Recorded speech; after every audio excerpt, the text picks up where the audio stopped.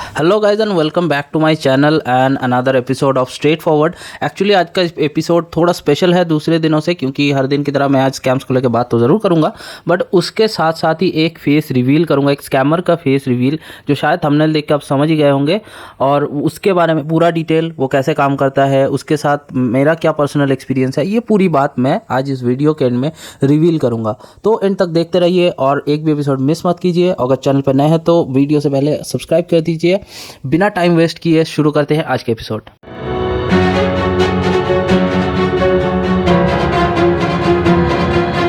Hello friends, तो जैसा कि मैंने अपने लाइव स्ट्रीम में बताया था कि हम लोग अभी लोन रिलेटेड स्कैम्स को लेके बात कर रहे हैं। लाइव स्ट्रीम में मैंने बताया था जो मोबाइल एप्लीकेशन होते हैं, जिससे लोन एप्लीकेशन या फिर जो लेंडर्स के एप्लीकेशंस होते हैं जहां से आपको इजीली एक क्रेडिट या लोन मिल जाता है, ये ऐप्स यूज़ करके या फिर अपना फेक ऐप यूज़ करके किस तरीके से आपको फंसाया जाता है। अगर आपने वो वीडियो नहीं देखी है तक आई काइंडली रिक्वेस्ट यू कि ये वीडियो पहले देख लीजिए, उससे आपको कई ज़्यादा आसानी होगी इस फ्रॉड के मामले को समझने के लिए। लोन फ्रॉड में आज हम बात करेंगे बैंक रिलेटेड लोन फ्रॉड से, but direct bank related fraud से नहीं, वो हम अगले वीडियो में बात करेंगे। आज हम बात करेंगे उस फ्रॉड को लेके जो अभी मोबाइल एप्लीकेशन फ्रॉड के बाद सबसे ज़्यादा पॉपुलर है या सबसे ज़्यादा लोग जिसके झांसे में आ रहे हैं, और वो है KYC लोन या फिर पर्सनल लोन, जिसे नॉन गारंटीड लोन भी कहा जाता है। इसको समझने के लिए सबसे पहले आपको समझना होगा ये लोग कहाँ से आपको टारगेट करते हैं। इनका प्राइमरी एक ही जगह होता है आपको टारगेट करने का, वो है सोशल मीडिया। जनरली आजकल क्या होता है, हम सब लोग अपने लोकल या फिर किसी भी एरिया के मल्टीपल ग्रुप्स में एक्टिव रहते हैं। हम लोग अपनी ज़रूरतों के लिए एक दूसरे से इंटरेक्ट करते हैं, वहाँ पे कुछ मार्केटिंग के एड्स देख के भी हम अपनी ज़रूरतें पूरी करते हैं। This is very common practice all over India and might be all over the world. यही इसी बात का फ़ायदा उठाते हैं ये स्कैमर्स लोग। ये पहले कुछ ग्रुप्स में ज्वाइन होते हैं अपना एक फेक आईडी बना के। फेसबुक आईडी फेक बनाना कोई बड़ी बात नहीं है, एवरीवन नोज दिस। उसके बाद उस फेक आईडी को यूज़ करके ये लोग अपना एक ऐड देते हैं लोन के रिगार्डिंग कि आपको 50,000 से 1 लाख के बीच में आपको कोई भी अमाउंट की ज़रूरत हो आपको मिल जाएगी। आपका सिविल अगर ख़राब हो तो भी मिल जाएगी। मिनिमम डॉक्यूमेंटेशन जो सबके पास होता है, like Aadhaar card and pan card, इतना कुछ देके ही आपको इजीली लोन मिल जाएगा। इससे ज़्यादा आपको डिटेल जानना है तो आप उनको कॉल करें या व्हाट्सएप करें। आजकल के ज़माने में ज़्यादातर लोगों को ही पैसे की थोड़ी बहुत दिक्कत रहती है, लोन की ज़रूरत पड़ती है, तो अक्सर लोग इस बात पे फंस जाते हैं। स्पेशली वो लोग जिनका अभी कोई इंस्टेंट इमरजेंसी आ गया है, या फिर वो किसी जगह पे लोन अप्लाई करके उनको मिल नहीं रहा है ड्यू टू सिबिल और ड्यू टू इनकम प्रूफ। ये सब चीज़ें थोड़ी बहुत कॉम्प्लिकेसी कर देती हैं लोन के टाइम पे। इसी बात का फ़ायदा उठाते हैं और आपके वीक पॉइंट को ट्रिगर करके वो आपको एक तरीके से मैनिपुलेट करते हैं कि आप उनको कॉन्टैक्ट करें।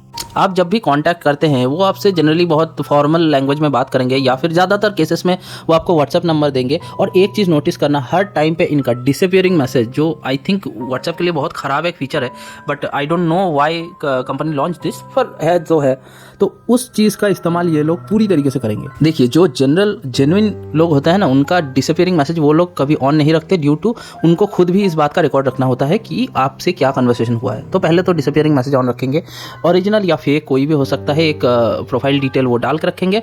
आप जब भी बोलेंगे वो आपको बोलेंगे कि उनका कोई एक स्पेसिफिक जगह पे ऑफिस है। अब जनरली आपका जो लोकेशन है वहाँ से एक रिमोट डिस्टेंस में या फिर काफ़ी मतलब दूरी में वो एक बता देंगे उनका ऑफिस है, या फिर अगर मतलब किसी सिटी में भी बोले तो जनरली वो एक जेनरिक प्लेस में जहाँ पे ऐसे काम होते हैं लोन वगैरह के एजेंसी, ऐसा एक रैंडम एड्रेस बता देंगे, ठीक है। उसके बाद आपसे मिनिमम डॉक्यूमेंटेशन मांगा जाएगा। मिनिमम डॉक्यूमेंटेशन का मतलब आपसे आधार कार्ड, पैन कार्ड, ज़्यादा से ज़्यादा आपका एक फ़ोटो, इससे ज़्यादा वो कुछ नहीं मांगेंगे प्राइमरीली। उसके बाद वो बोलेंगे आपको चेक करके बताते हैं। कुछ घंटे बाद या फिर कुछ मिनट बाद वो आपको बोलेंगे कि आपका हो जाएगा। आप अगर 1 लाख बोलेंगे तो वो बोलेगा 1 लाख नहीं होगा, 70-80 हज़ार, कुछ एक बोल देगा कि इतना तक होगा, या फिर बोल सकता है कि हाँ आपका सिविल अच्छा है इतना हो जाएगा, ऐसा आपको रैंडम बोलेगा। आपको बोलेगा कि आपको एक प्रोसेसिंग फ़ी देनी है जो कि बहुत मिनिमम है, और उसके बाद अगर हो जाए तो आपका लोन मिलने के बाद आपको एक परसेंटेज देना है, 5 to 6% एनीथिंग, जो कि जनरली काफ़ी एजेंट लोग लेके ऐसा करते हैं। बट वो लोग इस तरीके से साउंड करेंगे जैसे ये प्रोसेसिंग फ़ी बस ऑफिशियल पर्पस के लिए है और वो अपना कमीशन बाद में लेंगे। This is the trick. उसके बाद आप जब इनको प्रोसेसिंग फ़ी दे देंगे, प्रोसेसिंग फ़ी देने के बाद वो आपसे 1-2 दिन तक बताते रहेंगे कि हो रहा है, चल रहा है, हाँ आपका हो गया है, आपका वेरिफिकेशन के लिए आएगा, आपके पास कॉल आएगा, ऐसे हज़ारों बहाने होते हैं, ठीक है। आफ्टर ऑल दिस एक टाइम पे जाके आप देखेंगे उन्होंने या तो आपको ब्लॉक कर दिया है, उन्होंने अपना ही व्हाट्सएप डिलीट कर दिया है, और आप उनको ट्रेस नहीं कर पाएंगे। यहाँ तो हम लोगों ने समझ लिया कि हाउ ऑल इट वर्क। इसमें ट्रिकी पार्ट क्या है पता है, एक बार आप अगर फंस गए यानी एक बार आपने अगर वो प्रोसेसिंग फ़ी दे दिया, उसके बाद देयर इज़ नो वे कि आपको वो वापस मिलेगा। जबकि एक बहुत छोटा अमाउंट ये लोग टारगेट करेंगे, 400, 500, लेस देन 1000, तो आप उसके लिए ज़्यादा दूर तक झमेले में भी नहीं जाओगे। आप खुद ही बताओ, 500 रुपये या 1000 रुपये के लिए आप एफआईआर करने जाओगे? क्योंकि that's also a very hectic work. आपको बार बार जाना पड़ेगा, पुलिस स्टेशन में क्वेरी करनी पड़ेगी, एंड इसके लिए कोई साइबर क्राइम में भी नहीं जाता 500-1000 रुपये के लिए, टू बी वेरी ऑनेस्ट, क्योंकि आजकल हम लोगों के पास उतना वक्त भी नहीं है।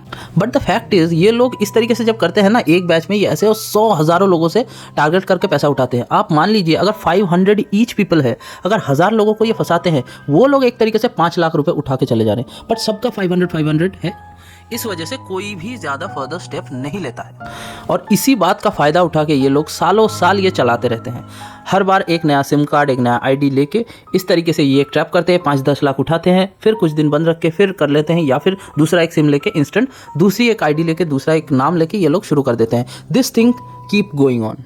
इसी तरीके के छोटे छोटे स्कैम्स करके ये लोग अपने हिसाब से तो बड़ा फ़ायदा ले रहे हैं, बट आम आदमी की जेब को धीरे धीरे खाली करते जा रहे हैं।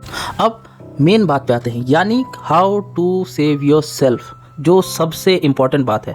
सेव करने का आपका एक ही तरीका है, फंसने से पहले आप आइडेंटिफाई कर लो, इज दिस ट्रू और नॉट।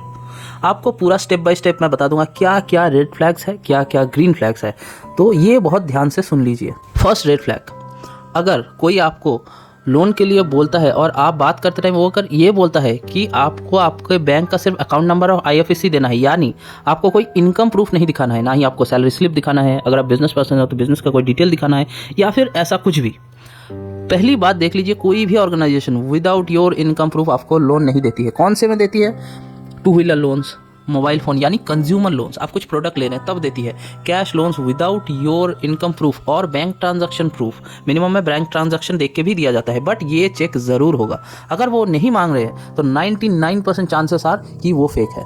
पॉइंट नंबर 2, जब भी आप किसी ऑफिशियल बंदे से बात करें, यानी ऐसे कोई बंदे से जो एक मतलब लोन या बैंक सेक्टर से जुड़ा हुआ है, वो कभी आपको डिसअपियरिंग मैसेज ऑन करके बात नहीं करेगी। ये मैंने पहले भी बताया।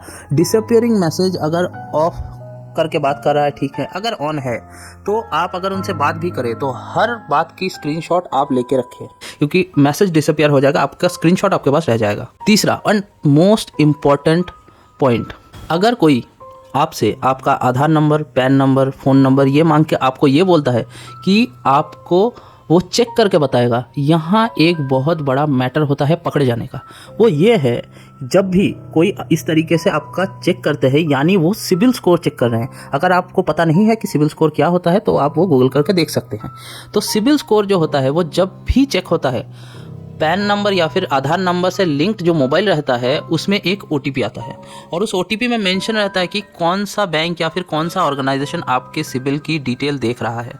विदाउट दैट ओटीपी कोई भी आपका सिबिल चेक नहीं कर सकता। अगर आपके पास मैसेज आ रहा है तो आप देख लीजिए कौन से बैंक का है या फिर कोई भी बैंक या ऑर्गेनाइजेशन का है या नहीं।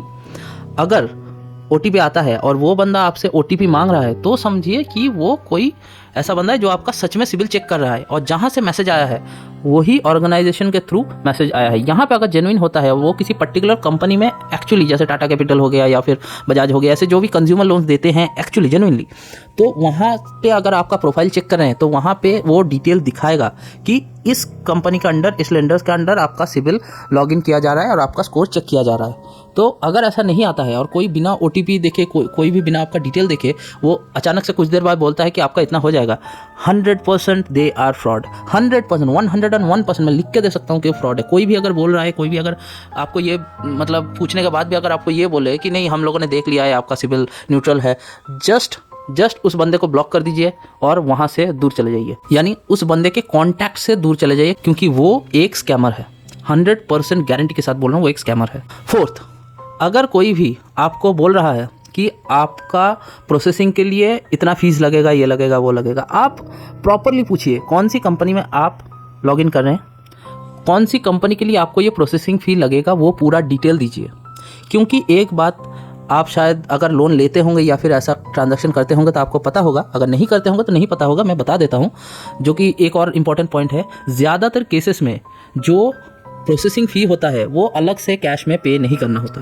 जब आपका लोन सैंक्शन होता है, प्रोसेसिंग फ़ी वगैरह वहाँ से काट के दे दिया जाता है। जैसे अगर कोई टू व्हीलर लोन लेता है तो जनरली क्या होता है, वो प्रिंसिपल के साथ टोटल ऐड होके वो डिवाइड हो जाता है, ठीक है, और उस तरीके से आपका पेमेंट क्लियर हो जाता है। उसी तरीके से अगर कोई भी पर्सनल लोन लेते हो तो आपका जो प्रोसेसिंग फी होगा, यानी जो टोटल ऑफिशियल एक चार्जेस होता है, वो आपको काट के आपके टोटल अमाउंट से डिडक्ट करके बाकी का अमाउंट दे दिया जाएगा लोन पास होने के बाद। तो आपको एक्चुअली जेब से पैसा नहीं देना होता। तो आगे जब भी आप कोई भी ऐसे लोन की एप्लीकेशन करें और इस तरीके से किसी एजेंट से बात करें तो ये पॉइंट ज़रूर याद रखना, अगर ये सही है तो ही फर्दर प्रोसेस के लिए आगे बढ़ें। अगर ये नहीं होता सही तो तुरंत वहाँ से बैक ऑफ कर जाए, यू आर बीइंग स्कैम्ड। अगर आप 1 रुपये भी देते हो तो वो 1 रुपये भी आपका लॉस ही जाएगा। तो अभी हम पहुंच गए हैं कि वीडियो के लास्ट यानी फाइनल पार्ट में। यहाँ पे मैंने बोला था मैं एक स्कैमर का आइडेंटिटी रिवील करूँगा। जो फ़ोटो अभी आप देख पा रहे हैं स्क्रीन में, ये एक स्कैमर की फ़ोटो है जिसको मैंने कांटेक्ट किया था। जनरली इसने भी इस तरीके से ऐड किया था, मुझे तो पता था, फिर भी आप लोगों को दिखाने के लिए कि ये किस तरीके से पूरी तरीके से ये लोग काम करते हैं एंड इनका फेस, ताकि मैं आप लोगों के सामने ला सकूं, इसलिए मैंने इनसे कांटेक्ट किया और फर्दर प्रोसेस के लिए आगे भी बढ़ा था। तो उसका टोटल मैटर और उसका जो ओरिजिनल बैंकिंग नेम है वो भी अभी आपको स्क्रीन पर शो हो रहा है। इस बंदे से बच के रहिए। इसको लेके मैंने फेसबुक पे भी पोस्ट किया था, अगर कोई आप मुझे फॉलो करते हैं तो आप वहाँ पे भी इसका पूरा सब कुछ डिटेल देख पाएंगे। ये बंदा ऑल ओवर वेस्ट बंगाल अलग अलग ग्रुप्स में लोगों को टारगेट करके स्कैम कर रहा है।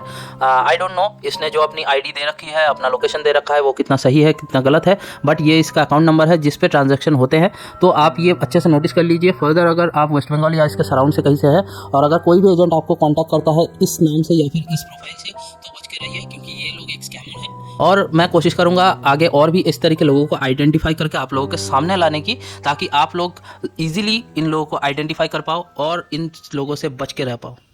अगर ये वीडियो अच्छी लगी है तो लाइक कीजिए, अगर आप चैनल पे नए हैं तो सब्सक्राइब कीजिए और अपने फ्रेंड्स एंड फैमिली को सेफ रखने के लिए और स्कैमर से बचा के रखने के लिए उनको ये नॉलेज पास कीजिए। चाहे मेरा वीडियो शेयर कीजिए या फिर अपने सीखे हुए और सुने हुए नॉलेज को उन तक पास कीजिए, ताकि वो भी इस सिचुएशन से बच पाए। तो आज के लिए सिर्फ इतना ही। मिलते हैं आप सबसे अगली वीडियो में, तब तक के लिए जय हिंद।